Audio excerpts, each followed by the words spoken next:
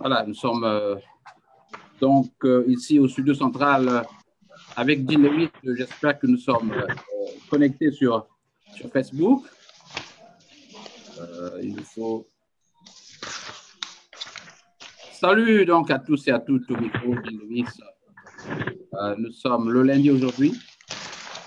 La tribune sur les problèmes de l'administration pénitentiaire au Congo-Brazzaville. Dans ce journal La Communauté avec la participation des compatriotes de la France et des USA. Nous avons Sadio Morel-Conté qui est journaliste en France là-bas. Nous avons Édouard Nango, président du MODEC en France, et Monsieur Francis Somuketo qui est le président du mouvement républicain pour la libération du Congo.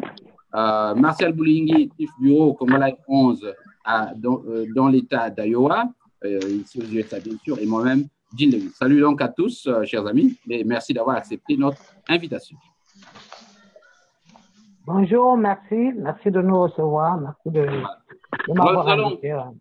Nous allons ouvrir cette tribune par l'éditorial que va nous lire Martial Boulingui, chef bureau de Congo Live 11 à Iowa. 13 jeunes retenus dans le cadre d'une enquête de meurtre ont perdu la vie dans un commissariat de police au Congo-Brazzaville. Cette situation dramatique s'ajoute aux difficultés auxquelles sont confrontées les populations du pays, qui propulsent sous le poids d'une crise économique sans précédent. Il est vrai que le gouvernement congolais est très embarrassé par cette situation, comme en témoigne la cacophonie dans la communication gouvernementale, avec des sorties aussi bien du procureur Oko Ngakala et du porte-parole du gouvernement qui attribue ce drame à une sorte d'affrontement entre deux bandes rivales, version qui malheureusement a été battue en brèche par le ministre de l'Intérieur interpellé devant le Parlement, a reconnu la mort en détention de 13 jeunes. Cette situation qui embarrasse, comme je l'ai dit, le gouvernement, met à nu la problématique du fonctionnement du système judiciaire, mais aussi de l'espace carcéral au Congo-Brazzaville. Alors, il est très important que nous puissions comprendre que l'interpellation, la détention, l'enquête et l'emprisonnement dans un pays démocratique doivent obéir à des normes. Dans chacune de ces étapes, le prévenu est censé être détenteur d'un certain nombre de droits. Sont-ils respectés au Congo-Brazzaville dans la procédure? Je n'y crois pas. Et là est aussi toute la question. Les morts de Chakoma est un exemple qui met à la lumière tous les problèmes que nous rencontrons ou qui sont encore l'apanage dans la démarche de l'inculpation ou encore dans la démarche carcérale dans notre pays. C'est donc là un exemple de non-droit qui règne dans notre pays, mais aussi et surtout dans l'univers carcéral au pays du Congo. C'est donc là un exemple de dire qu'il devient plus qu'important que les Congolais que nous sommes puissions faire et prendre faits et gestes pour ce qui se passe dans notre pays. Il est plus qu'important que les Congolais que nous sommes puissions nous battre pour que demain, la liberté, le droit des détenus, mais aussi de ceux qui sont prévenus, puissent être respectés au Congo-Brazzaville. Ces droits, ces libertés ne viendront pas du ciel, mais viendront du combat que chacun d'entre nous va mener au quotidien. Il nous appartient donc de dénoncer, il nous appartient donc de dire et d'exposer tout ce qui se passe dans le secret. Voilà, merci Martial Boulingui. Cet éditorial est, à mon avis, une vue panoramique de ce que sera cet entretien de ce jour. Alors, avec vous, Sadio Morel-Conté, la nouvelle de la disparition de nos compatriotes dans ce commissariat de Mpila a été répandue comme sur fond, j'allais dire, de polémique. D'abord, entre le gouvernement, le ministre de l'Intérieur et celui de l'Information, mais aussi entre le gouvernement et la société civile et les acteurs politiques, Sadio. Oui, bien sûr. C'est-à-dire on est dans un gouvernement qui ne contrôle rien. Au premier moment de cet événement macabre, on a entendu Oko Ngakala et Thierry Mongala qui sont montés sur le créneau. On avait eu l'impression qu'ils avaient mené une enquête pour se rendre compte qu'il y avait un risque qui opposait deux camps rivales de bébés noirs. Ils ont donné des explications, qui faisait croire, hein, pour quelqu'un qui ne connaît pas le Congo et qui ne connaît pas le système, qu'eux, ils avaient effectivement raison. Bon, il a fallu quelque temps après qu'on entende Zéphirin Boulou qui recadre, hein, qui disent que voilà, c'était bien au commissariat de police de Chakona que ces jeunes sont morts. Ils sont au nombre de 17. Il y a 13 cadavres qui sont reconnus. On a pu avoir le nom de 8 victimes. Et il y a 4 disparus encore. On a pu avoir le nom de 2 disparus. Mais ces gens-là, ces jeunes qui ont disparu, il y en a qui faisaient le baccalauréat. Il y a un autre, son frère, dont le frère m'a contacté. Il jouait tranquillement au jeu de cartes devant sa maison. Celui qui s'appelle John Oba jouait aux cartes devant sa maison quand on l'a interpellé.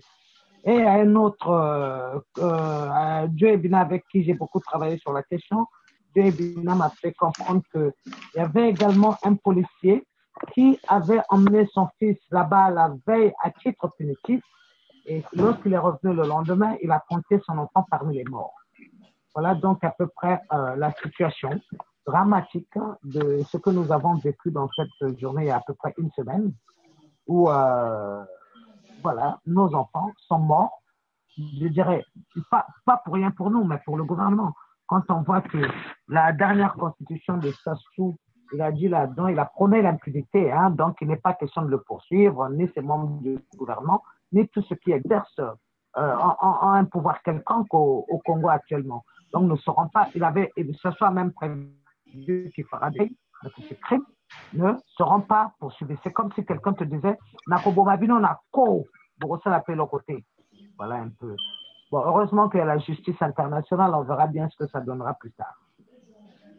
Voilà, merci Sadio. Avec vous, Évrard Nongo, vous avez depuis un certain temps commencé à faire des coups de gueule pour dénoncer ce qui se passe à Brazza. Vous pensez que tout ceci, ce drame de Mpila, s'inscrit dans le droit fil de ces dérives que vous avez commencé à dénoncer depuis un certain temps, Évrard Nongo?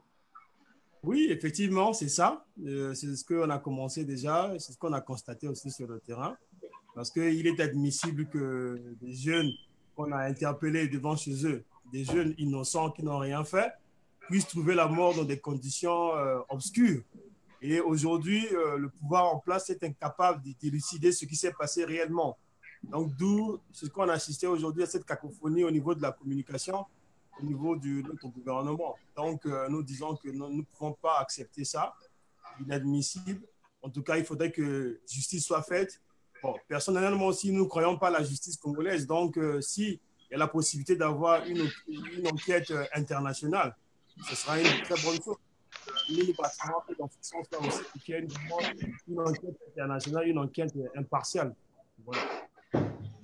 Voilà, Francis Mugueto, président du mouvement congolais pour la libération du Congo. Vous, on ne vous a pas entendu. Est-ce que votre parti s'est réuni pour statuer sur ces disparitions de Mpila? D'abord, bonsoir John Lewis. Merci. Je voulais rappeler qu'en dehors du mouvement républicain pour la libération du Congo, je suis aussi le président de l'ACBJ3M. Et donc, pour répondre à votre question, au niveau de l'ACBJ3M, nous avons déjà fait passer par le secrétaire général un communiqué de presse pour pouvoir dénoncer cette criminalité organisée et ces assassinats d'État des citoyens congolais qui sont arrachés de leur famille de façon cruelle. Et donc, nous, au niveau du mouvement républicain pour la libération du Congo, nous réservons le droit de poursuivre, d'ester en justice tous ces criminels qui errent de façon libre au Congo-Brazzaville. Et là, je saisis cette occasion, cette opportunité par l'intermédiaire de votre micro, de présenter tout d'abord nos condoléances aux 13 familles endeuillées et éprouvées par la mort de leurs enfants qui n'ont rien à voir avec les bébés noirs tels que ceux qui ont travesti la vérité ont pu l'exhiber aux yeux de tout le monde et sur le plan international.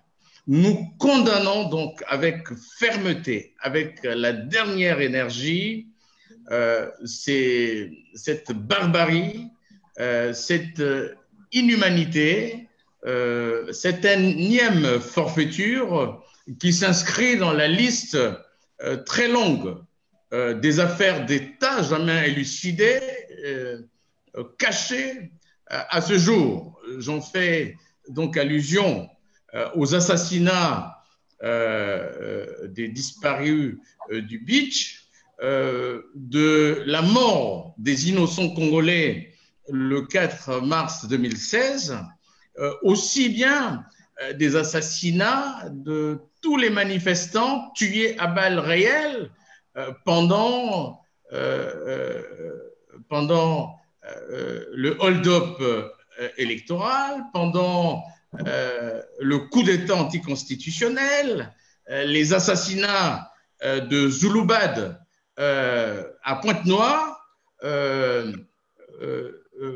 toutes les dérives, toutes les bavures de cette police politique est une milice à l'endroit du général Jean-Marie Michel Mokoko qui rentrait donc de Bangui pour présenter sa candidature, soi-disant qu'il y a des enquêtes qui ont été diligentées, mais nous n'avions jamais vu la couleur de ces rapports.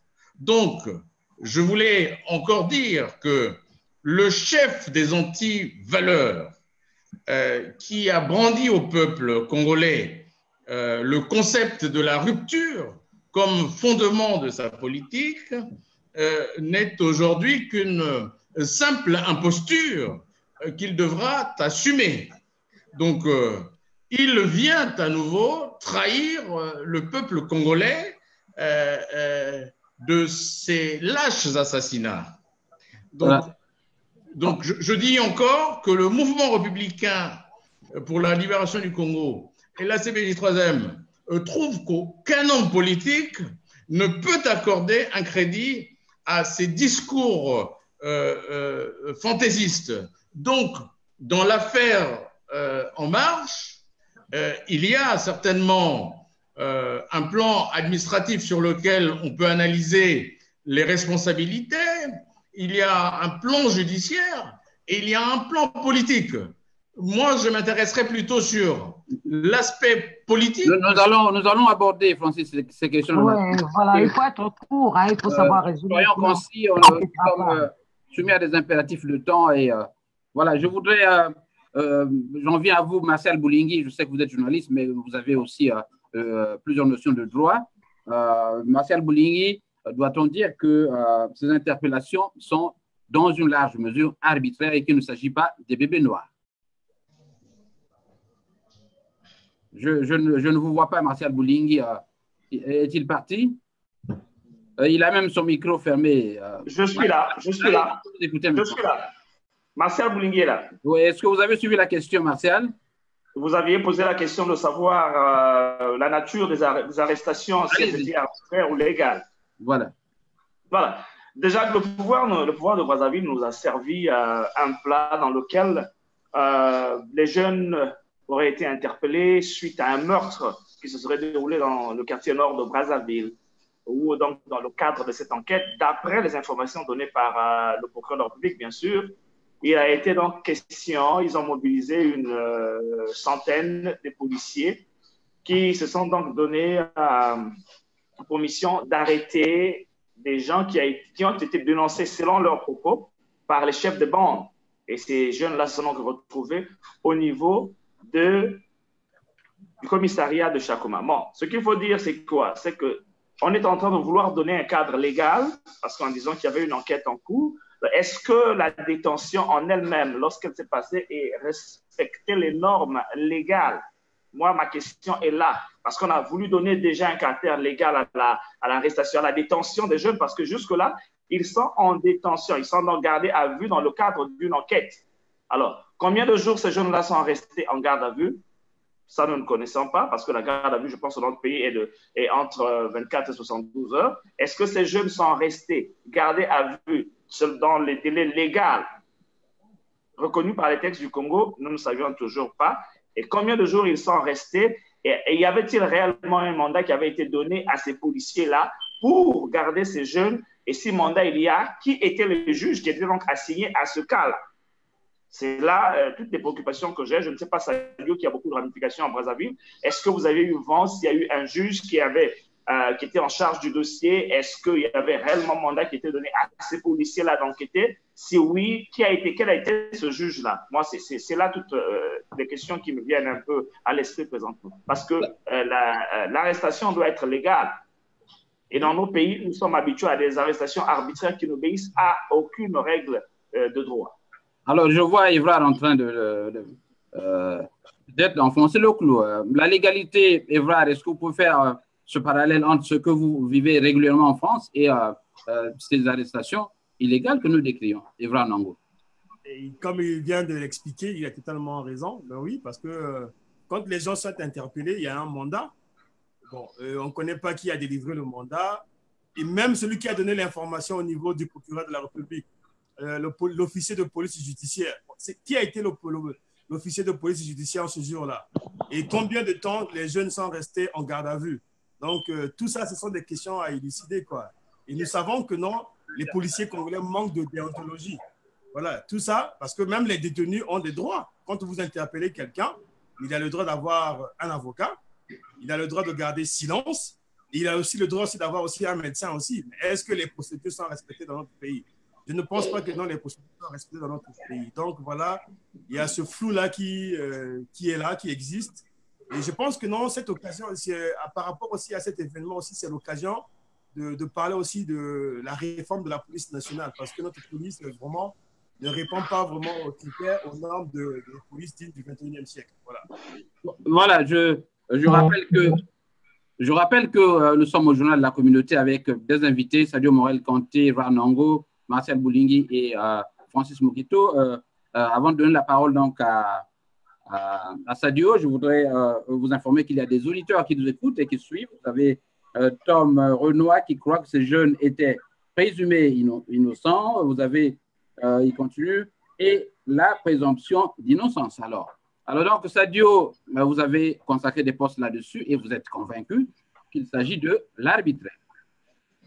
Bien sûr, parce qu'aujourd'hui, de plus en plus, le tenue est porté pour se faire de l'argent. On avait vu, moi, pendant mes séjours à Brazzaville, je savais que les chefs de poste achetaient des préservatifs pour donner à leurs éléments. Quand ils faisaient des rafles, ils revenaient automatiquement, systématiquement, avec des jeunes filles. Donc, ils consommaient des relations sexuelles dans les commissariats de police. On sait aussi qu'il y a eu beaucoup de morts. Il y a ce jeune-là qui a été tué, un handicapé de pied, un mendiant quasi, qui a été tué dans un PSP. Il a été raflé parce que Ndengue considérait qu'il gênait, lui, personnage handicapé, dérangeait la vue de la boutique diplomatique, le diplomate qui se trouve en Pila. Alors, en passant, il a vu là, il a demandé, il a dit aux gens, rappelez-le. Eux, ils ont compris, il faut le torturer. Ils l'ont torturé jusqu'à ce qu'il soit mort. On a fait son enterrement, on a fait beaucoup de bruit autour de sa mort à cette époque. Mais ce n'est pas des cas isolés. Ça a toujours été comme ça. Et maintenant, pour ces cas-ci, on voit que les policiers sont en train de faire des rafles. Quelqu'un l'a dit, que nous connaissons une morosité économique sans précédent pour se faire des poches. Ça a toujours été.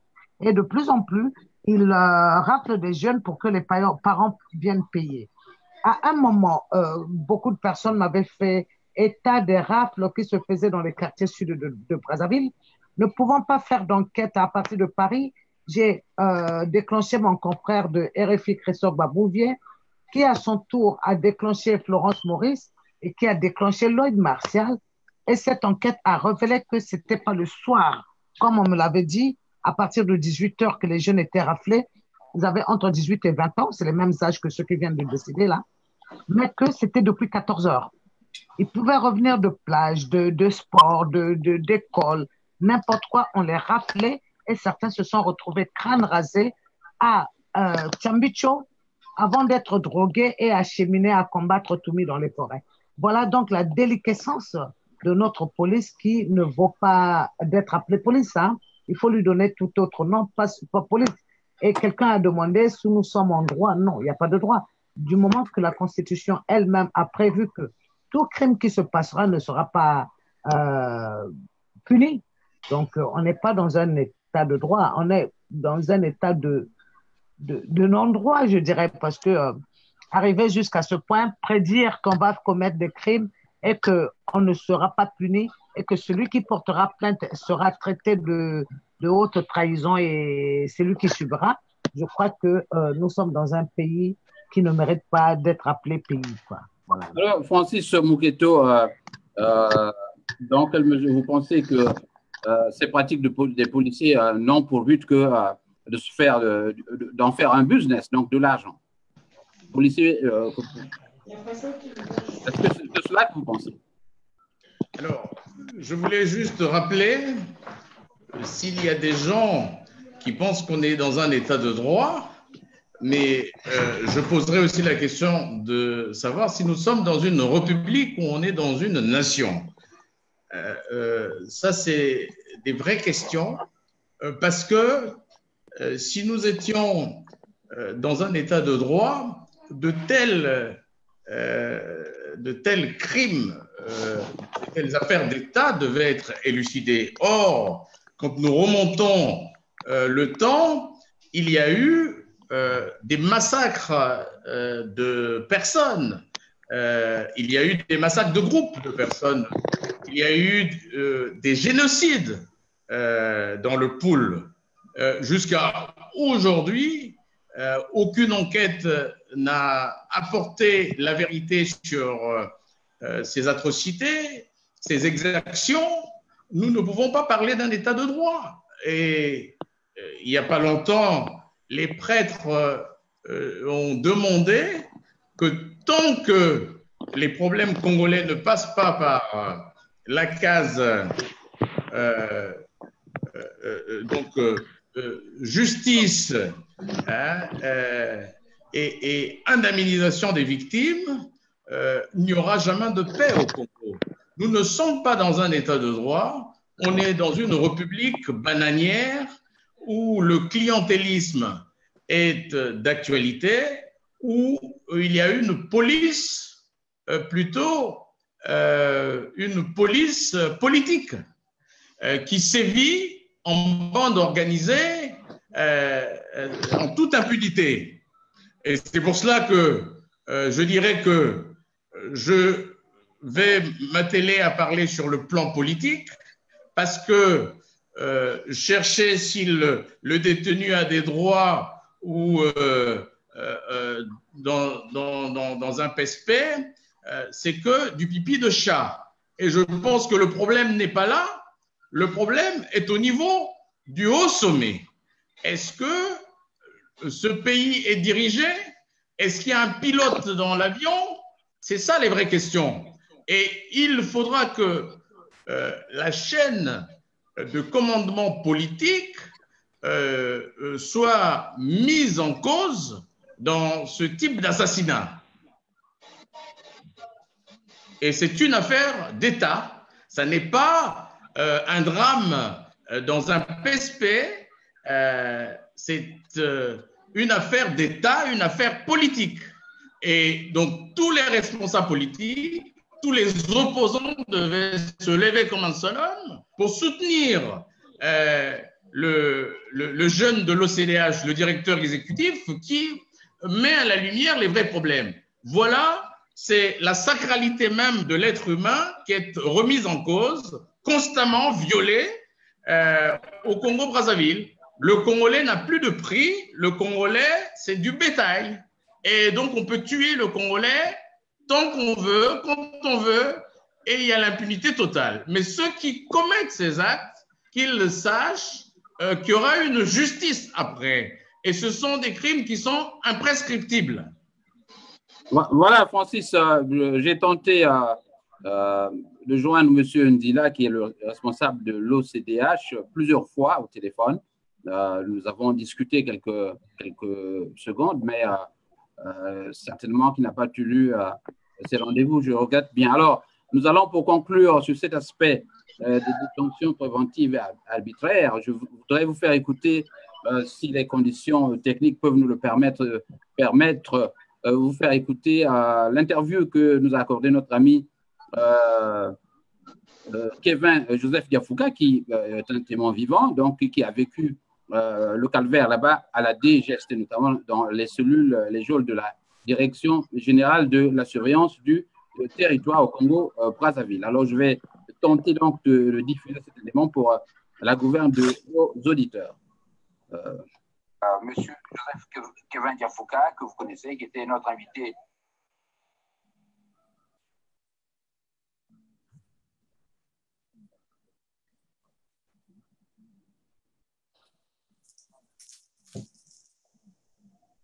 On n'entend rien là.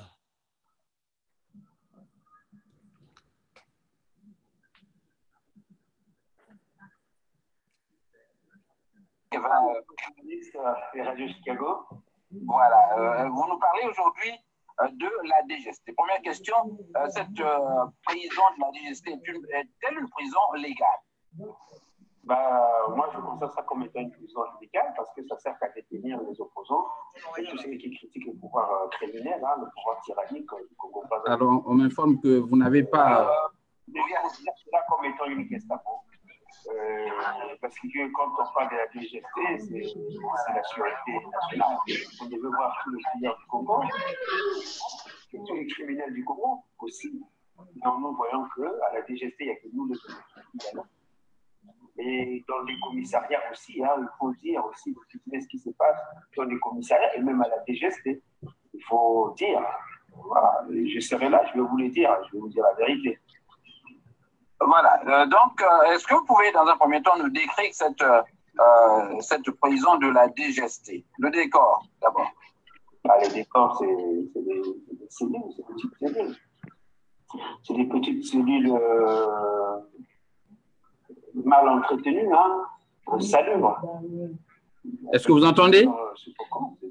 Bien sûr. C'est des lieux de torture. Alors vous trouvez donc plusieurs cellules dans ces locaux? Oui, il y a plusieurs cellules. Il y a plusieurs cellules qui sont destinées à ceux qui s'opposent au pouvoir des Sassou. C'est comme une Gestapo. La Gestapo, vous avez vu dans les images de celui qui est à la Gestapo. Comment sont les gens? Les gens sont pas nourris. Moi, je suis resté 2 jours sans boire de l'eau et sans manger. Il n'y a pas... C'est pareil aussi dans tous les commissariats de Brazzaville. C'est devenu pratiquement des Gestapo du temps moderne. Donc, vous dites que vous avez passé 2 jours sans avoir mangé? Non, sans avoir mangé, sans avoir bu. Sans avoir mangé et bu? Pendant 2 jours. Voilà, ce centre de détention n'a pas comme tel un budget qui est destiné à nourrir ceux qui sont arrêtés? Je vous dis, dans le commissariat, à la DGST, c'est la famille qui vous emmène à manger. Mais dans pratiquement toutes les prisons Congo, peut-être même à la maison d'arrêt aussi,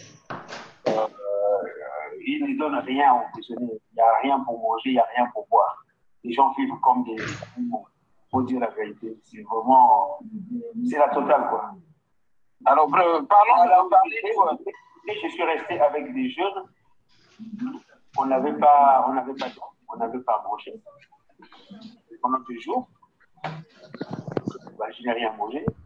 Et quand je suis sorti après 2 jours, j'ai ramené à manger, j'ai ramené de l'eau. Pendant 3 jours, je l'ai fait à tous les prisonniers qui étaient restés dans la cellule.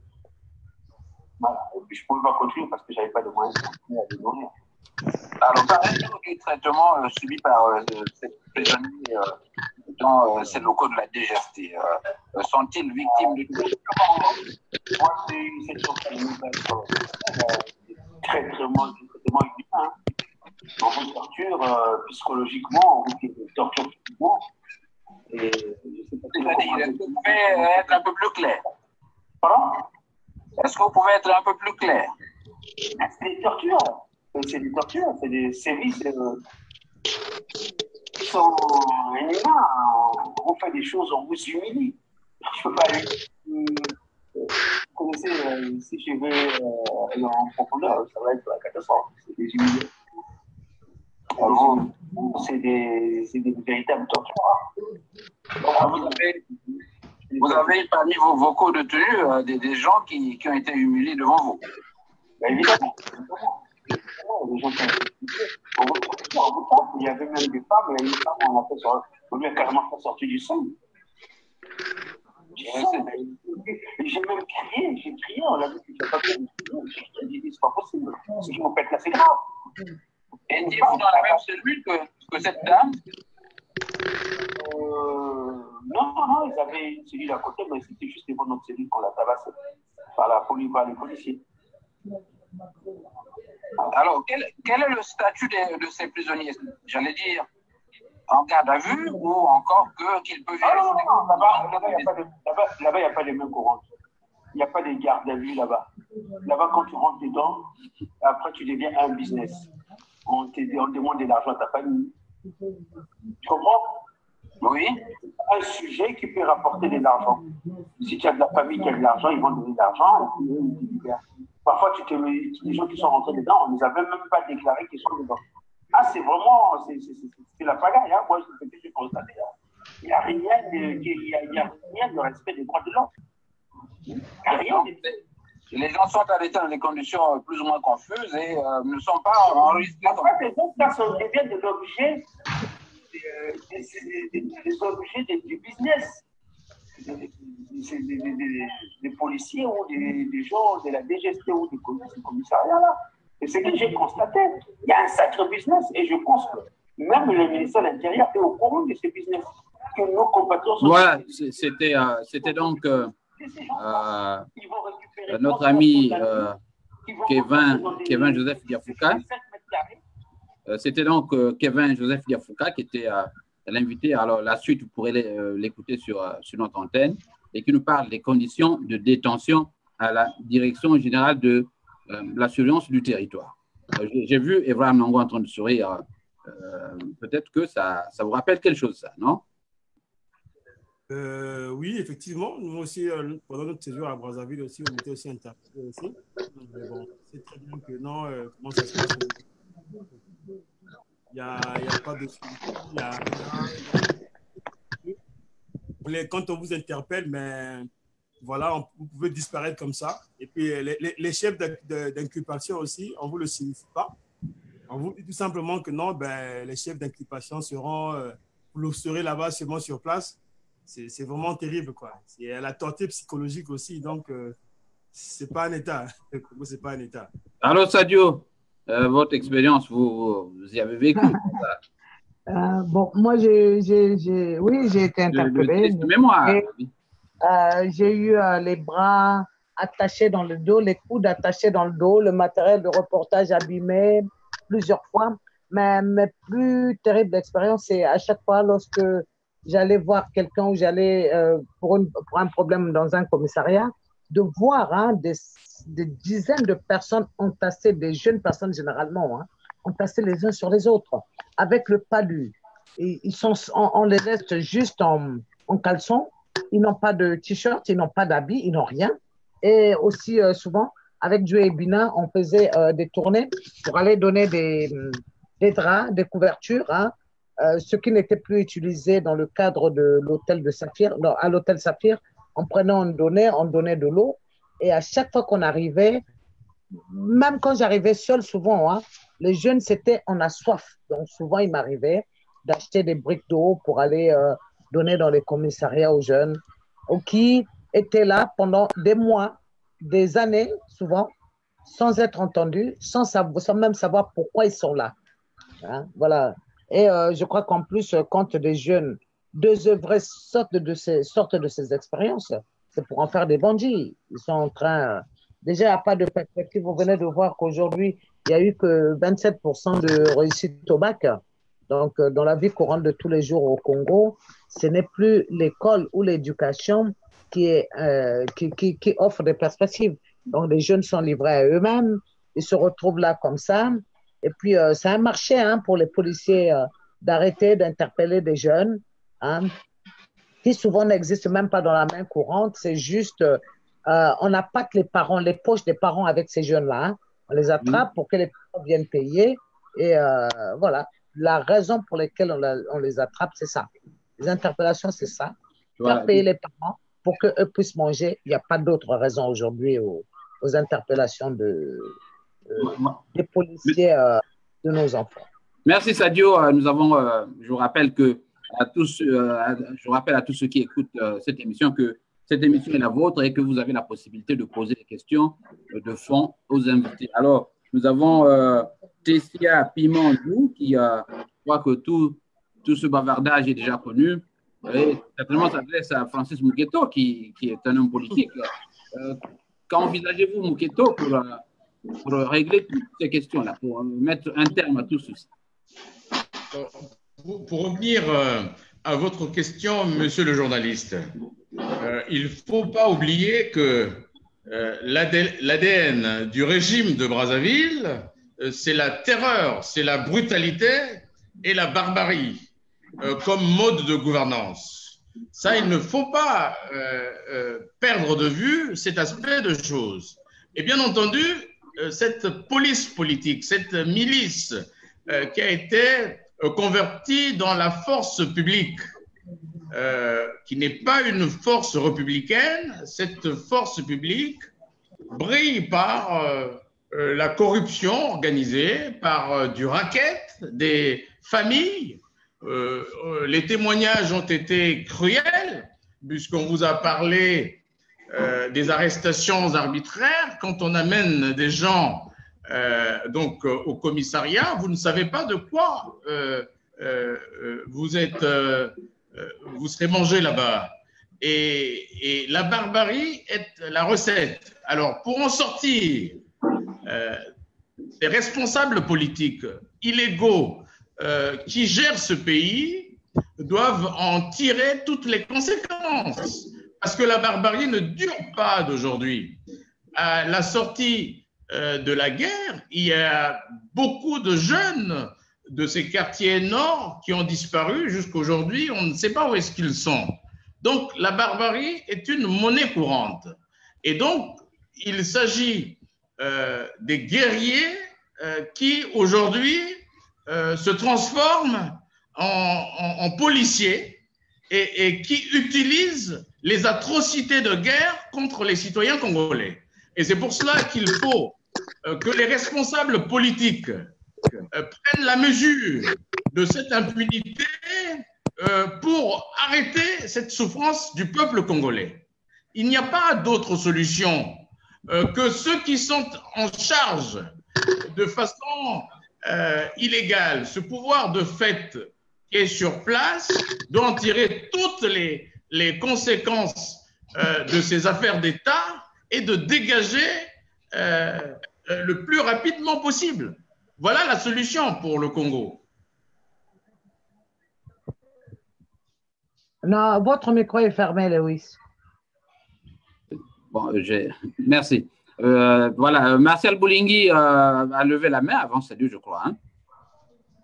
Alors, moi, je veux tout simplement rebondir sur la question de ce qu'il faut faire, parce que, comme on le dit toujours, nous ne faisons que discourir sur ce qu'est le problème congolais. Comme d'habitude, en ce qui concerne le changement de régime, tout ce qu'on sait faire, c'est du bruit. Alors qu'aujourd'hui, ce dont le peuple a besoin, c'est des choses qui vont amener le changement, en fin de compte, des décisions ou encore des mesures qui vont pousser le pouvoir à réfléchir ou à changer les choses. Bon, moi, je pense que demain, si le pouvoir de Brazzaville peut changer ou encore si les choses pouvaient avoir à changer dans notre pays, il faut amener le domaine ou bien l'univers carcéral vers les États généraux. Les États généraux, ça ne sera pas seulement pour l'univers carcéral, mais pour tous les services publics au niveau de notre pays. Il va falloir refaire les choses, il va falloir réorganiser les choses et à côté de cela, il va falloir rééduquer tous ceux qui sont au PJ ou tous ceux qui sont les auxiliaires qui travaillent avec cet univers carcéral. Parce qu'on ne peut pas comprendre qu'un homme qui n'a aucune notion de droit, un homme qui n'a aucune notion, en fin de compte, de comment traiter les gens, peut devenir policier. Qu'est-ce qu'il va faire lorsqu'il a en face de lui des gens sans aucune protection qui sont livrés à lui? Alors, ces hommes-là, lorsqu'ils ont un peu de pouvoir, comme disait, que chaque homme qui a du pouvoir est toujours amené à en abuser, puisque lui pense qu'il a une petite parcelle de pouvoir, qu'est-ce qu'il va faire? Il va être emmené à abuser de ce pouvoir parce qu'il n'a aucune éducation, il n'a aucun background. Et ça va faire que nous puissions assister aux dérives que nous avions. Il y a un intervenant qui a mentionné que nous avions là des chefs de guerre, des gens qui ont été des barbares, des miliciens, qui, par la force se sont retrouvés incorporés dans l'armée. Alors, ça donne les résultats que nous avions, des gens qui torturent, des gens qui abusent, qui extorquent de l'argent à ces pauvres citoyens qui généralement se retrouvent dans des commissariats ou encore à la DGST sans trop savoir la raison pour laquelle ils sont là-bas. Donc, il va falloir que nous puissions organiser les états généraux. Si un jour les choses venaient à changer de tous les services publics, que nous puissions aussi rééduquer, que nous puissions donner la chance à ces gens-là réellement de comprendre, parce que tout c'est d'abord dans la tête. Le changement dont nous voulons, le pays ou le Congo que nous voulons, ce n'est pas le Congo des Nguesso tel que les choses sont faites aujourd'hui, il y a le pouvoir en place, mais c'est un Congo où tous les citoyens vont se sentir concernés, où réellement le pacte social va être l'affaire de tout le monde, que chacun se reconnaisse dans le président qui est élu, que chacun se reconnaisse dans le pouvoir qui est en place. Donc, états généraux des services publics, enseigner ceux qui sont les agents, les OPJ ou les officiers de services publics, et ça nous amènera à avoir moins de dérapage et que ceux qui sont, en fin de compte, à l'origine de ce genre de comportement puissent être punis sévèrement par la loi. On le voit ailleurs, un policier... Voilà, Martial, le temps presse. Sadio, c'est à toi. Oui, moi je crois que quand Francis Moukwete parle de loi par rapport à cet événement, alors que j'ai rappelé que dans la Constitution assure, garantit l'impunité à tous les proches du pouvoir, à tous les affiliés des pouvoirs, qui ne seront pas inquiétés. Il a même été prévu, le crime a été prévu. Voilà pourquoi la loi dans cette Constitution dit que le président et ses proches ne seront pas poursuivis dans l'exercice de leurs fonctions, dans les crimes qu'ils auraient commis dans l'exercice de... Allô? Sadio? Nous avons des problèmes. Il y aura jamais... Allô, vous m'entendez ou pas? Oui, ça va maintenant. Allez-y. Oui. Donc, quand il y a cet état de fait, quand le droit, quand la Constitution même accepte cette impunité, demander à ce qu'il y ait réforme n'a pas de sens. À mon avis, c'est de balayer tout ce régime, de le faire partir et que le Congo ait une grande période de transition durant laquelle on va rabattre toutes les cartes pour tout réformer et changer de constitution, avoir une constitution. Nous avons quelques... Autrement, on a beau les hommes, on a beau changer les hommes, tant que le système perdure, que ça, nous avons des problèmes. Nous allons donc donner la parole. Parce que Sadio, nous avons des problèmes de son. Vous avez des problèmes de son qui... Pourquoi on n'entend pas? Nous allons donner la parole à Evra Nango, le temps que Sadio remette les choses en ordre là-bas. Evra Nango, j'ai une question pour toi ici, une question qui vient d'un auditeur qui vous demande quelles sont les réelles solutions prises par la diaspora de la France pour changer le futur du Congo-Brazzaville. Est-ce que vous avez des mesures particulières prises là-bas? Salut, je reviendrai à toi dans quelques instants. Oui, effectivement, les mesures particulières existent. Voilà, il faut utiliser aussi les moyens légaux, notamment ce qui nous confère aussi cette constitution, malgré que nous n'aimons pas cette constitution, mais bon, il y a les moyens des manifestations, il y a la possibilité de faire des manifestations, il y a la possibilité de faire des grèves, Donc, voilà, c'est des moyens légaux. Donc, il faudrait que le peuple sorte dans la rue, réclame son droit. Parce que manifester, c'est un droit. Voilà. Aux Congolais aujourd'hui de manifester, de demander le changement. Même dans les grandes démocraties partout au monde, quand le peuple n'est pas d'accord, ils sortent dans la rue pour manifester. Donc, je pense que non, il revient aux citoyens congolais de sortir dans la rue, de manifester contre ce régime. Parce que nous ne pouvons pas continuer dans ce sens-là. Et voilà. La vie humaine, c'est écrit noir sur blanc dans cette constitution. La vie humaine est sacrée et on est tenu de la respecter. Mais quand le pouvoir ne respecte pas la vie humaine, quand le pouvoir ne respecte pas ses concitoyens, je pense que non, c'est le devoir aussi des concitoyens aussi de ne pas respecter ce pouvoir-là. Donc, nous pensons que dans les jours à venir, nous allons lancer un mot d'ordre s'il n'y a pas de changement et que les Congolais sortent dans la rue, que les Congolais manifestent en masse. Parce qu'on a vu, il y a eu des dictatures qui sont tombées. Tutescu est tombé en Roumanie. Mais voilà, il y a eu Moubarak qui est tombé en Égypte. Donc, il y a eu Ben Ali qui est tombé en Tunisie. Et pourquoi pas Sassou? Donc, voilà, la communauté internationale, à un moment donné, ben, ils seront obligés de vomir ce pouvoir. Une fois que les Congolais vont sortir dans la rue, vont commencer à manifester massivement, mais je pense que ce pouvoir sera vomi, ce pouvoir sera lâché. Donc, c'est ça mon avis, quoi. Allez, nous allons vous faire écouter avant de poursuivre et permettre à Sadio certainement de réchauffer ou de relancer sa connexion. Sadio, je te conseille peut-être d'arrêter l'image et de continuer avec du son pour avoir un son de qualité. Alors, nous allons écouter, dans le cadre de cet espace carcéral, notamment des conditions de vie des prisonniers dans ces geôles, un témoignage du colonel Marcel Mpika au micro de Sadio Morel-Kanté il y a quelques mois. Vous allez donc suivre ce colonel Marcel Mpika au micro de Sadio Morel-Kanté sur ces conditions d'incarcération. Nous allons dans quelques instants donc écouter. Commencer par. Oui. OK. Madame, je vais d'abord commencer par le séjour au niveau de la DGC. D'accord. Là-bas, nous étions dans une cellule très sombre, c'est pratiquement, on peut dire, dans le sous-sol. Une lumière blafarde, il n'y avait pas de contact avec l'extérieur, bien sûr, même de façon, on ne pouvait pas, même en regardant dehors, voir quoi que ce soit. Il y avait une lumière blafarde, il y avait avec nous, moi par exemple, j'étais dans la même cellule avec Banangalzala, Wabi était seul dans sa cellule. Bon, quand je dis Banangalzala, c'est-à-dire à partir de notre équipe. Sinon, il y avait avec nous, avec Banangalzala et moi, il y avait des jeunes ninjas. Bon, c'est ce qui nous a fait une espèce de torture morale.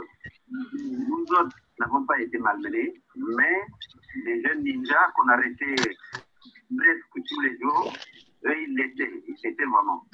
Bon, quel genre de service subissaient-ils, ces jeunes ninjas? On était avancés, madame, c'est-à-dire ils étaient brutalisés. D'accord. Maintenant, donc dans la cellule, comme j'ai dit, il y avait également M. Féné Yvon, qui était dans une autre cellule, et Limbongo Ngoka Anatole, également dans une autre cellule. Mais jusque-là, nous ne savions pas que les autres étaient à côté, parce qu'on s'est retrouvés tous ensemble, on est sortis de là, après les 21 jours pour moi, 19 jours, je crois, pour Banangalzala. Donc, une dizaine de jours pour chacun de vous, dans des conditions d'hygiène et de promiscuité inqualifiables, si l'on peut le dire. Oui, madame. Mais là, c'est surtout au niveau de la maison d'arrêt principale. Parce que là, le conseil, je suis en train de vous parler de la DGC, maintenant. Maintenant, pour parler des conditions. une tension très minable. Je peux maintenant, si vous voulez, m'adresser, parler de mon séjour au niveau de la maison d'arrêt centrale. Mais, bien, à ce niveau, les conditions de vie sont même difficiles à décrire. Pourquoi? Parce qu'il n'y a d'abord pas, il n'y a pas d'eau qui coule là-bas. Les jeunes prisonniers, c'est pratiquement ce qu'on peut appeler une équipe de corvée. Ils vont puiser l'eau dans des puisards à ce niveau. Et au niveau de chaque cellule, il y avait un certain nombre de seaux et ces jeunes puisaient l'eau pour leur cellule. Maintenant, tout à l'heure, vous m'avez posé la question de savoir combien nous étions par cellule. Je parle d'abord de ma cellule où nous étions, on pouvait aller, parce qu'au fur et à mesure, les gens entraient et sortaient. Il est arrivé des moments où nous étions, on pouvait atteindre le nombre de 15 jusqu'à 20. Le même aucun qui a une association qui s'occupe de la surpopulation carcérale, justement, qui s'occupe de l'espace carcéral. Donc, les conditions de vie qui ne répondaient à aucun critère, nous étions en surnombre. Ensuite, l'eau qu'on vous a donnée n'était pas une eau de qualité, mais est-ce qu'à ce moment-là, on vous donnait de la bonne nourriture au moins, et fréquemment de la nourriture? Bien, pour ce qui est de la nourriture, effectivement, ils en donnaient, mais nous, à cause des conditions de la cuisine qui ne répondait pas, nous étions, nous, qu'on appelle détenus politiques, nourris par les parents dehors qui nous en amenaient un certain nombre de jours. Il y avait des visites, c'était le jeudi et le samedi, ça c'était les journées officielles. Maintenant, les autres jours, ils pouvaient amener la nourriture et même l'eau, parce que l'eau là-bas n'est pas potable. D'accord. Donc, on a acheté de l'eau maillot ou d'autres qualités d'eau, et c'est comme ça qu'on pouvait vivre. D'accord. Mais est-ce que vous étiez en rapport avec Jean-Marie Michel Mokoko et l'autre célèbre détenu, Paulin Makaya? Bon, disons que Paulin Makaya, on ne vivait pas dans les mêmes cellules. Voilà, c'était donc le colonel Mpika, Marcel Mpika, au micro de Sadio Morel Kanté. Je vais donc en muter à tous les amis. Nous avions un peu de fond qui perturbait tout. Alors, c'était donc, nous venons d'écouter Martial, tu voudras bien muter ton micro toi-même. Le colonel Mpika au micro de Sadio Morel Kanté. Alors, Francis Mouketo, des PSP ou de la DGST à la maison d'arrêt, c'est le même calvaire qui continue et qui est peut-être plus grave. Mais, Monsieur John Lewis, je ne cesserai de le dire que c'est au niveau politique.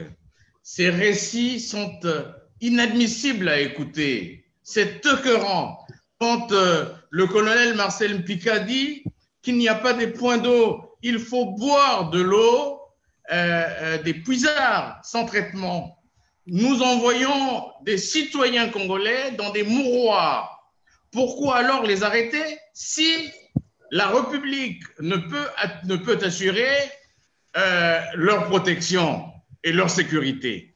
Il n'y a pas de sécurité. Nous sommes dans une république bananière. Alors, pour répondre à mon cher journaliste Guy Martial Boulingui, qui a dit qu'il ne faut pas discourir, mais je voulais juste lui dire que ce n'est pas par des mesurettes, par des reformettes qu'on arrivera à réécrire l'histoire du Congo. C'est beaucoup plus profond que ça. Il faudra que le peuple souverain arrache le pouvoir des mains de la dictature mortifère de Brazzaville. Et c'est pour cela que, pour régler le problème du Congo, il faudra forcément passer par une transition qui répondra à ces questions à ces états généraux de la nation tels que vous l'avez dit. La solution la plus pérenne, c'est de refonder la République sur des bases saines. C'est de refonder la nation, parce que le Congo n'est pas une nation. C'est de construire la démocratie en mettant en place des nouvelles institutions. Sadio Morel-Kanté a dit tout à l'heure que la constitution non adoptée par le peuple congolais est une constitution volée, qui est liberticide et criminogène. C'est pour cela que ce type de mesurette, tel que Guy Martial Boulingui a dit, ne pourra jamais régler le problème du Congo, parce que ça ne date pas d'aujourd'hui. Il y a plusieurs forfaitures que le général Denis Sassou Nguesso a commis.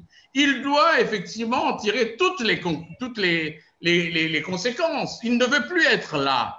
Il est là par hold-up, voilà. Et il faut effectivement qu'il puisse s'en aller. Nous allons effectivement s'occuper du reste, mais ça ne sera pas eux qui vont réformer ce pays, puisque les dés sont pipés dès le départ. Ce sont des bandes de corrompus, de corrupteurs qui sont là et qui brillent par le racket.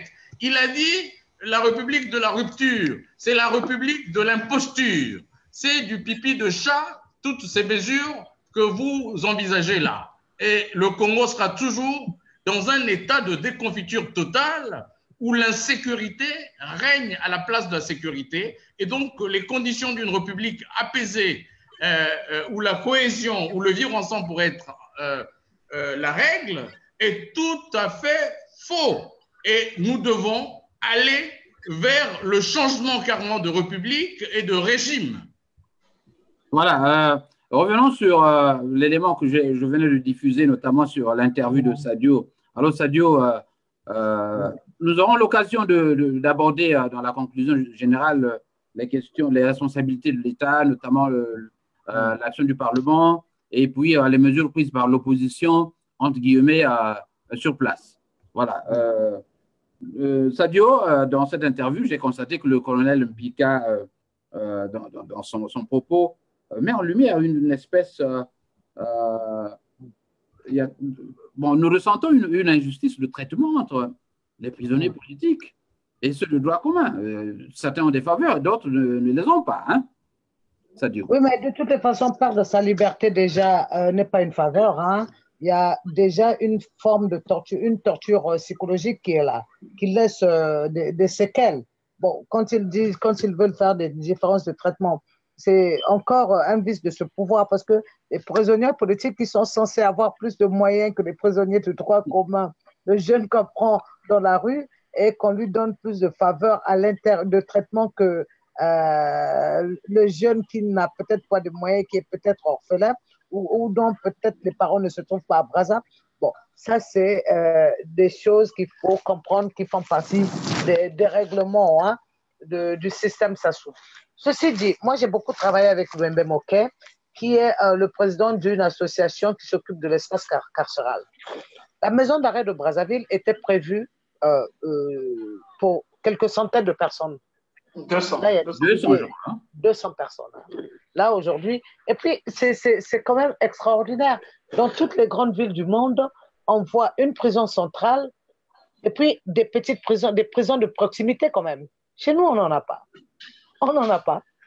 Donc, on va du commissariat ou de la DGSTE, qui n'est pas un endroit légal d'emprisonnement, à moins que, comme quelqu'un l'a dit, que ce soit leur Gestapo, hein, c'est-à-dire le lieu de torture par excellence de tout ce qui s'oppose au pouvoir, et à la maison d'arrêt. Quand on arrive à la maison d'arrêt, souvent, ce qu'on ne dit pas, c'est que beaucoup peuvent mourir de la maison d'arrêt sans que leur famille ne soit au courant. Il y a beaucoup de corps dans nos morgues qui ne sont pas identifiés. Les parents continuent à rechercher des gens morts dans des PSP, à la maison d'arrêt, parce que les conditions ne sont pas dignes d'un être humain. Comment peut-on donner les eaux de puisard, dans les villes, on sait déjà que ça comporte les déchets des WC. À prendre cette eau-là pour donner aux êtres humains et puis forcer les prisonniers. Vous en avez des preuves, il ne faut pas en abuser. Là. Ah non, c'est pas moi qui l'ai dit, c'est le colonel Picard qui a parlé d'eau qui sortirait des puisards, c'est pas moi. Hein. Voilà, il faut le citer. Voilà, non, non, non, c'est pas moi. Là, on vient tous de l'entendre. Non, c'est pas du tout moi. Alors donc, que ne pas pouvoir donner de la nourriture de qualité aux prisonniers, alors que normalement, il doit y avoir un budget d'entretien des prisonniers, ça pose problème.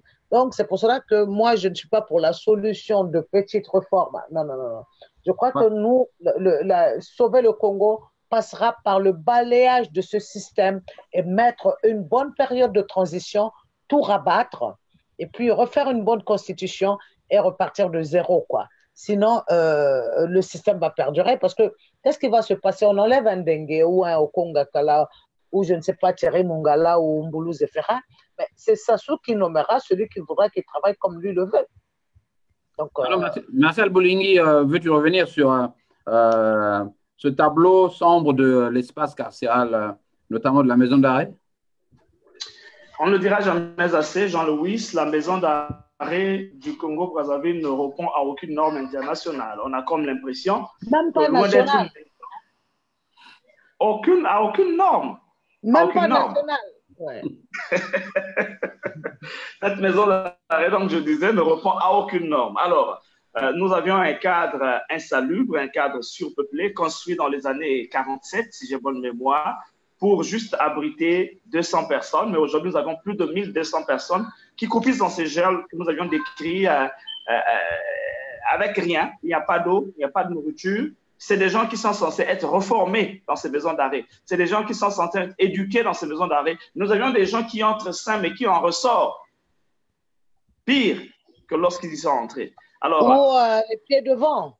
Il va donc falloir, lorsque je parlais de réforme, lorsque je parlais des états généraux, comment dirais-je, des services publics, je dis et je pèse mes mots, il va falloir que les choses changent dans le pays. Nous aspirons tous à ce que la gouvernance devienne mieux que ce qu'elle est aujourd'hui. Nous souhaitons tous que les institutions deviennent mieux que ce que nous avions aujourd'hui, ce qu'on nous sert aujourd'hui. Mais cela doit aussi être l'affaire de tout le monde. C'est-à-dire le régime doit changer.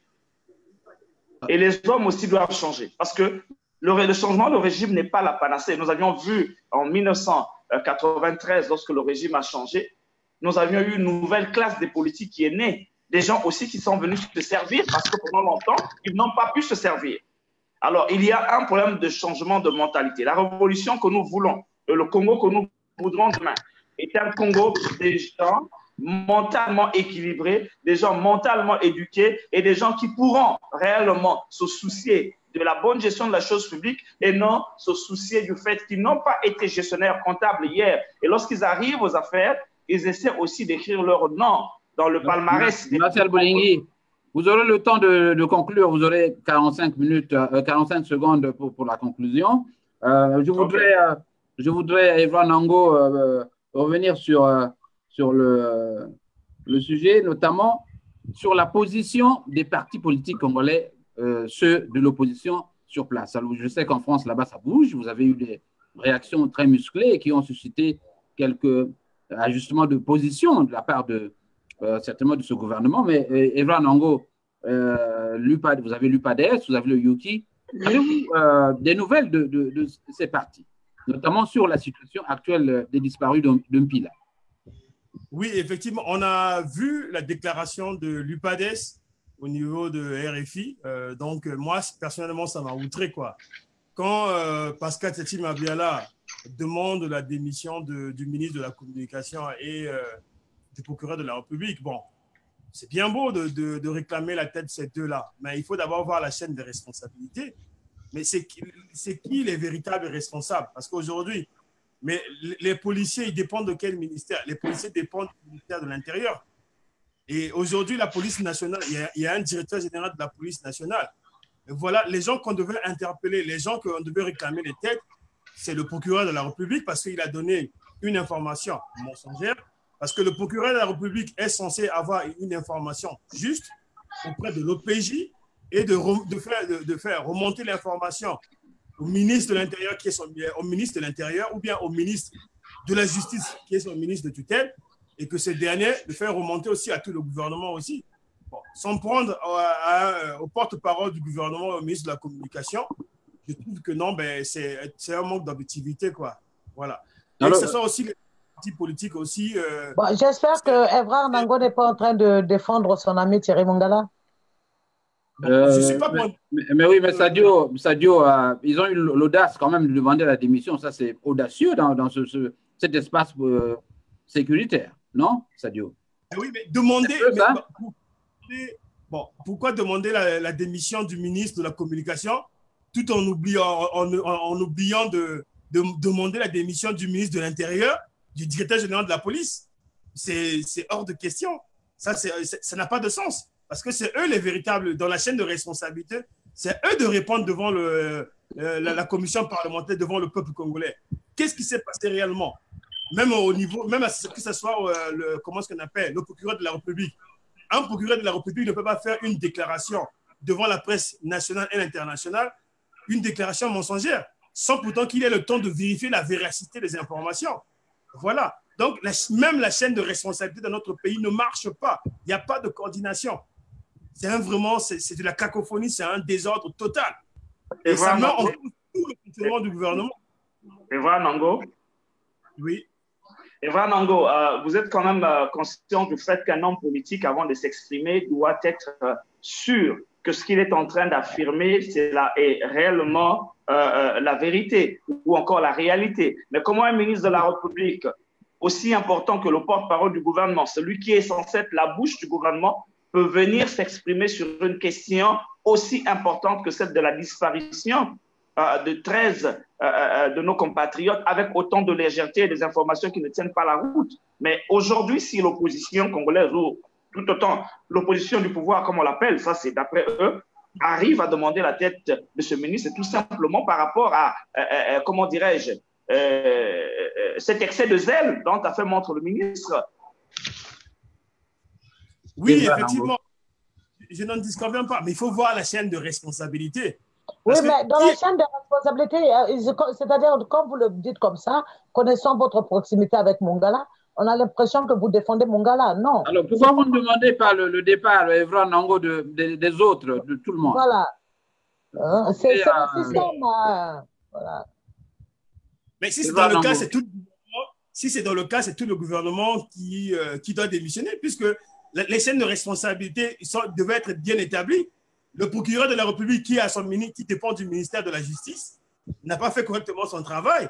Et c'est aussi valable aussi pour le ministre de l'Intérieur, le directeur général de la police et le commissaire du PSP de Chakona. Tous, ils sont tous responsables. Voilà. Bon, je n'ai pas envie de poser la question à Mouketo, parce que pour Mouketo, la solution est plus ou moins radicale, c'est-à-dire qu'il demande le changement des institutions de tout le monde, de toute l'équipe. Alors, moi, je vais dire encore… C'est ce que j'ai dit que vous n'avez pas dû entendre certainement lorsque j'ai parlé. Non, j'ai suivi.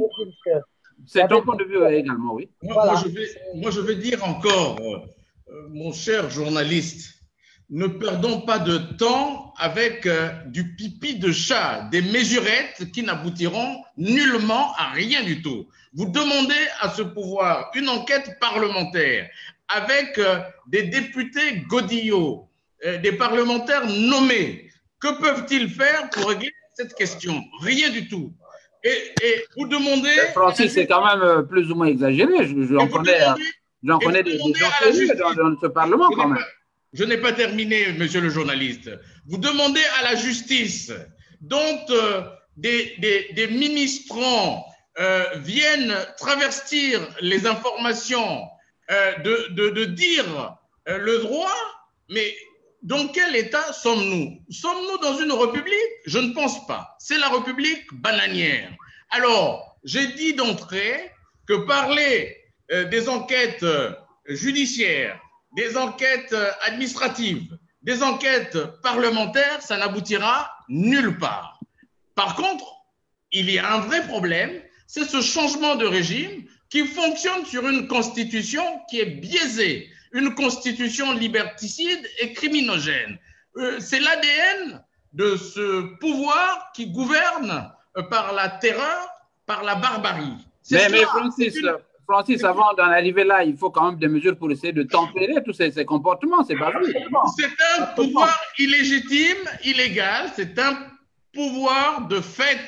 Il faut effectivement qu'ils s'en aillent parce que ça montre leur incompétence à régler les problèmes de sécurité. Il y a des graves dysfonctionnements qui sont identifiés depuis belle lurette. C'est des innocents qu'on met en tôle. Vous avez entendu la description des prisons du Congo. C'est des mouroirs. Beaucoup sont sortis, les pieds devant. Le colonel Ntsuru en est mort. Et beaucoup, d'ailleurs, Sadio Morel-Kanté vient de le dire, que nombreux disparaissent sans pourtant que les parents ne sachent même. Alors, donc, arrêtons avec ce laxisme-là, désignons les choses telles que les choses se passent, appelons chat par chat. C'est une dictature très grave, c'est un régime sanguinaire qu'il faudra effectivement mettre hors d'état de nuire. Le peuple congolais doit s'en saisir et doit dire, et doit retirer des mains de cette dictature le pouvoir qu'il lui a donné illégalement. Alors, Sadio, peut-être une synthèse sur ce point. Dans l'intervalle, le combat pour la reconquête du pouvoir, votre combat est un combat à long terme. Alors, dans l'intervalle, est-ce que vous pensez qu'il faut des mesures immédiates pour essayer d'arranger les choses? Vous avez Ouabari qui a publié, est-ce que Sadio est là? Je ne la vois plus. Oui, je suis là. Ah, ok. Il y a Ouabari qui a publié un post il y a quelques jours avec toute une litanie de mesures, notamment sur la responsabilité du gouvernement, enterrement, permettre les veillées et autres. Alors, que propose la diaspora, Sadio? D'abord, comme au niveau de la responsabilité totale du gouvernement et quelles sont les mesures à prendre urgentes pour rassurer les populations? Bon, alors là, d'abord, je m'exprime totalement et entièrement en mon propre nom, parce que nous n'avons pas une diaspora organisée au point qu'il y ait un communiqué conjoint. Ce que j'ai à dire, c'est que si nous voulons continuer à résoudre les problèmes point par point, nous laisserons Sassou là, il sera là, et quand il ne sera plus là, c'est son fils qui sera là. C'est-à-dire dans l'immédiat et pour tout le temps, il faut prévoir comment faire partir ce régime, c'est tout. Il n'y a pas d'autre solution pour les Congolais que de faire. Et tant que nous aurons peur de mourir, nous allons quand même mourir. Voilà, jusqu'à ce que Sassou n'ait même plus de cadavres à tuer, nous allons mourir. On va tous nous finir et puis ça sera comme ça. Donc, autant prendre son courage, c'est-à-dire c'est comme un proverbe malien qui dit, quand tu n'as pas d'autre choix que de mourir quand même, il faut mourir de manière chevaleresque, au moins. Alors, si nous ne voulons pas cette solution-là, moi j'ai vu que lorsque j'ai écrit « Ne brûlez pas le Mali », les gens ont compris que je protégeais le Mali pour exposer le Congo. Je n'ai jamais exposé le Congo. Je ne souhaite pas que le Congo brûle, mais je souhaite que ce régime parte. Alors, protéger un régime et protéger un pays, je crois qu'il y a une différence qu'il ne faut pas que les gens fassent. Le Mali est un pays envahi par des étrangers qui sont des djihadistes et le Congo est assiégé par son propre président, de fait, qui tue comme les djihadistes étrangers tuent au Mali. Donc, ce n'est pas les mêmes faits et je n'ai jamais demandé que quelqu'un brûle le Congo. Je demande qu'on fasse partir Sassou et ça, je le demanderai, c'est la seule et unique solution qui nous reste. La justice ne fera rien, les mesures de réforme ne feront rien, rien ne changera. Vous avez vu comment on a mis notre économie par terre, comment on a mis l'éducation par terre. C'est comme ça qu'on a mis tous les composantes de la société par terre. Et donc, il nous faut une longue période de transition pour mettre tout à plat et refaire une autre constitution et que de là, certainement qu'un nouvel homme va sortir avec une nouvelle mentalité, un nouveau souffle pour nous permettre un autre Congo. Alors, revenons un peu plus sur terre. Edouard Nango, nous arrêtons dans quelques 5 à 6 minutes. Est-ce que vous avez des nouvelles récentes du pays? Vous devez avoir des parents dans ces quartiers que l'opération de reconnaissance des corps se poursuit. Quelles sont les dispositions, si vous en savez quelque chose, qui sont prises pour l'inhumation notamment de ces compatriotes? Pour le moment, en tout cas, aucune information, puisqu'au niveau du pays, ce drame est occulté. Donc, on n'en parle même pas dans les médias. Et le pouvoir aussi ne permet pas aux parents de faire le deuil parce que les veillées sont interdites. Et en plus, les corps, au niveau des corps, les gens n'ont pas accès aux corps. J'aurais appris que non, il y a des corps qui ont été criblés de balles. Il y a des corps qui ont subi des tortures. Donc, du coup, le pouvoir a même la honte de libérer les corps voilà, au niveau des familles. Parce que les familles, quand ils vont se rendre compte que non, ces jeunes, il y a eu des corps criblés de balles ou bien des torturés, ce ne sera pas une belle image pour ce pouvoir-là. Donc, au niveau du pays, c'est vraiment occulté. Les familles n'ont pas vraiment la possibilité de faire le deuil. Et il y a certains corps aussi voilà, qui sont introuvables. Donc, c'est vraiment la désolation, quoi. Et voilà, nous allons donc conclure, faire un tour de table de conclusion, notamment sur le thème du jour, qui porte sur les problèmes de l'administration pénitentiaire. J'aurais souhaité avoir sur ce plateau des avocats pour en débattre avec beaucoup plus de profondeur, mais rien n'a marché. Nous avons tenté de les appeler, mais peut-être qu'un jour, nous reviendrons sur ce plateau avec des spécialistes pour en débattre une fois de plus. Alors, nous allons conclure avec vous. Non, je donnerai à Francis la primeur de conclure. Alors, Sadio, en 45 secondes, que peut-on retenir de cette administration? Nous savons que pour vous, la solution, elle est radicale également. Mais à ce jour, quelles sont les remarques? Le jour où vous aurez le pouvoir, Sadio, toi, une fois devenu ministre de la Justice et garde-sceau, quelles sont les mesures que tu vas suggérer pour essayer de refaire les choses là-bas dans ces maisons d'arrêt? Pas seulement à la maison d'arrêt, je proposerai à chacun de faire une proposition de comment il voudrait que sa justice soit vue. Hein? Comment il voudrait que sa justice fonctionne et sur cette base, je fonctionnerai.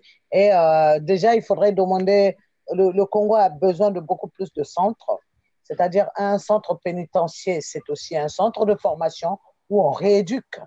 Est-ce que tu vois? Donc, construire des prisons dignes de ce nom et avec les fonctionnalités qui vont avec.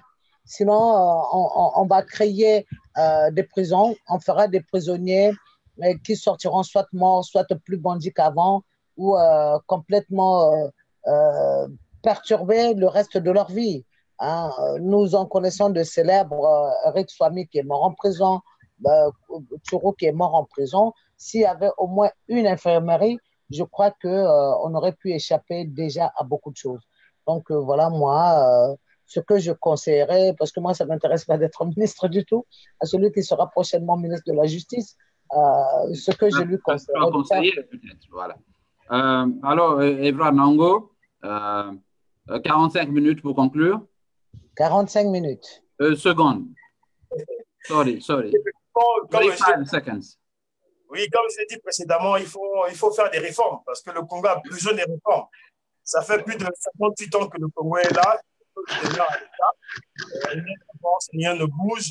C'est les mêmes choses. Il faut vraiment réformer en profondeur tous les secteurs. En ce qui concerne le secteur carcéral, franchement, il faut construire des nouvelles prisons, les nouvelles maisons d'arrêt aussi, tout ça, l'équiper, vraiment mettre l'accent vraiment sur l'insertion des prisonniers aussi, parce qu'il y a des gens qui vont en prison, qui ressortent pire. Voilà, donc il faut des moyens, parce qu'au niveau du pouvoir, c'est ce que nous constatons. Le pouvoir ne met pas vraiment les moyens en jeu. Les moyens manquent. Voilà. Les prisonniers ont des droits. Vous ne pouvez pas non plus interpeller, le mettre en garde à vue pendant 72 heures, qui ne soit pas nourri. Vous ne le nourrissez pas, il n'a pas de l'eau, il ne peut pas manger. Non, c'est inadmissible. Voilà, donc tout ça, c'est à revoir. Il faut revoir vraiment tout le système carcéral, quoi. Voilà, Martial Boulingui, que devrait retenir celui qui vient de prendre ce débat juste à la fin? Alors, est-ce que tu peux nous faire une synthèse de ce que tu crois être l'essentiel? Bon, je pense d'abord que le système carcéral ou l'univers carcéral congolais est malade sous toutes les formes. Il va donc falloir réorganiser, reformer ce système-là à l'image de tout le pays d'ailleurs. Et je veux mettre un autre accent particulier parce qu'il est dit qu'aujourd'hui, dans les conditions actuelles, aucune réforme, comme on l'appelait, si on a à mettre en place des réformes, on va les appeler des réformettes ou encore des choses qui ne vont pas réellement donner grand effet. Alors, il va falloir, pour moi, à mon avis, réorganiser d'abord l'opposition, amener l'unité dans l'opposition, qui, une fois forte, pourra conquérir le pouvoir. Et le pouvoir conquis, ces hommes-là et ces femmes vont changer les choses au niveau du pays. Une fois les choses changées, c'est à partir de ce moment qu'on va reformer tous les services publics, qu'on va essayer de mettre en œuvre une nouvelle dynamique afin que le Congo puisse être à nouveau un pays fréquentable au sein du concert des nations. Donc pour moi, le plus important aujourd'hui, c'est l'unité de l'opposition, l'unité des fils et des filles du Congo pour mettre fin à une tyrannie. Et une fois que la tyrannie sera déboulonnée, à partir de cet instant-là, tous les services qui sont malades, comme le service carcéral, tous les services qui sont malades, comme notre économie, et tout ce qui est malade au pays pourra trouver un médicament susceptible de le guérir et d'apporter la solution idoine. J'en ai terminé. Voilà, nous allons faire une boucle avec vous, Francis Moketo. Vous êtes le président d'un parti, Mouvement républicain pour la libération du Congo. Alors, le nom dit tout. Francis Moketo, 45 secondes, voilà, esprit de synthèse. Parlez-nous de ce que votre parti fera quand vous aurez le pouvoir, notamment dans le domaine de la justice, du droit des prisons, donc de l'administration pénitentiaire. Alors, je constate la rupture du général Denis Sassou Nguesso qui s'est transformé en imposture. Le peuple congolais est tétanisé. L'opposition est muette. Il y a là une vraie rupture de confiance entre le pouvoir et le peuple congolais. Nous, en tant que diaspora décomplexée, diaspora militante, qui surveille toutes les minutes ce qui se passe au Congo, demandons une enquête internationale sur cette affaire d'État, pas des enquêtes parlementaires des députés Godillot. Nous demandons aux parents de devoir porter plainte à cet État bananière sur les disparitions de leurs enfants. Nous demandons aussi aux organisations de droits de l'homme présentes au Congo de pouvoir porter plainte contre ce pouvoir mortifère. Nous allons aussi ester au niveau de Paris, le pouvoir de Brazzaville en justice au niveau de Paris pour les inquiéter, à l'instar, bien entendu, des disparus du beach. J'espère qu'il y a des binationaux parmi eux, sinon ça va. S'il y a des binationaux là-bas, et bien entendu, nous allons pouvoir, ça serait une très bonne chose. Nous allons aussi mettre en place une association des tués de la Chakona pour faire valoir justice. Nous allons saisir aussi les organismes internationaux, l'Union européenne, l'Union africaine, l'OIA, la Cour pénale internationale, sur les exactions proférées à l'endroit des Congolais. Je demande dès à présent aux jeunes Congolais de ne plus obéir à ces hommes politiques en col blanc, tous corrompus, de sortir de cette servitude volontaire et de cet immobilisme pour revendiquer haut et fort leur liberté. C'est un droit. Tous les peuples ont droit à leur liberté et aujourd'hui cette liberté est offusquée et séquestrée par une poignée d'hommes qui jouissent du pouvoir avec une opposition du pouvoir, une opposition du ventre. Et c'est en cela que, une fois qu'ils dégagent une transition démocratique avec des états généraux dans tous les secteurs, remettra le Congo sur les rails de la démocratie avant une compétition électorale crédible. Les autres, ce sont des mesurettes, c'est du pipi de chat que nous n'avons pas vocation à commenter. Je vous remercie. Voilà, merci d'avoir été succinct. Alors, c'était donc la tribune du Radio Congo Chicago, l'administration pénitentiaire au Congo-Brazzaville. Participation, je rappelle, Sadio Morel-Kanté, Évrard Nango, Francis Moketo, vous avez Martial Boulingui et moi-même, Dean Lewis. Merci donc d'avoir été gentil et exemplaire, notamment dans l'organisation de ce débat. Je l'avoue. Et j'espère vous retrouver, chers amis, dans les tout prochains jours pour une autre tribune sur les problèmes de notre pays. Encore une fois, merci à tous ceux qui étaient connectés sur Facebook. Nous avons eu quelques 2-3 questions et beaucoup de participants. Et j'espère vous retrouver prochainement. Merci et bon week-end à vous. Non, bon lundi à vous et bonne nuit à tous ceux qui nous écoutent de la France.